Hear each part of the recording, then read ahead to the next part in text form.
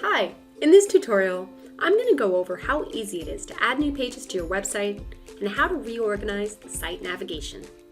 All of this is done in the Pages panel of Catapult.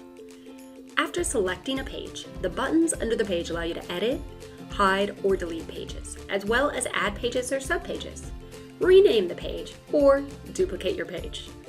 Catapult dynamically builds your navigation based on the page structure of your website. So, when you add a new page, it automatically gets added to the navigation. In other words, in order to change the information in this bar that we call the navigation, you'll need to adjust the content in the Pages panel. Another place the navigation shows up is on your subpages. In order to adjust this content, just go back to the Pages panel and it will dynamically update as soon as you make a change. Like most things in Catapult, you can reorganize where the pages are by grabbing a hold of them and dragging them where you want them to be. If you move a page between two other pages, a little dotted line will show where the page is going to land when you let go. Did you see the pages move in the navigation? Pretty cool, right? If you drop it on top of another page, it will become a subpage. The system allows for infinite nesting, but I'd recommend keeping it to just a few levels because viewers tend to get bored if they don't find things quickly. If you would rather a page didn't appear in the navigation, you can hide it. Hidden pages have an icon to show that they're not visible.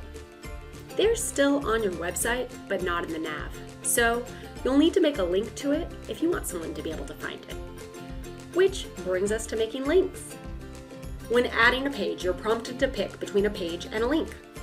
Links can point at anything you want to link to, so this can be used to point to an internal hidden page or just another page on your website to keep you from having to duplicate content. Links can also link to something external, like a food services page or a document. In this case, let's just link to Google. Another useful feature of Catapult is that you can unpublish pages at any time. Unpublished pages are automatically hidden and will be unpublished from the live website the next time the site is published. So, if some of your content isn't quite ready for the public to see, unpublishing that page is probably a good idea.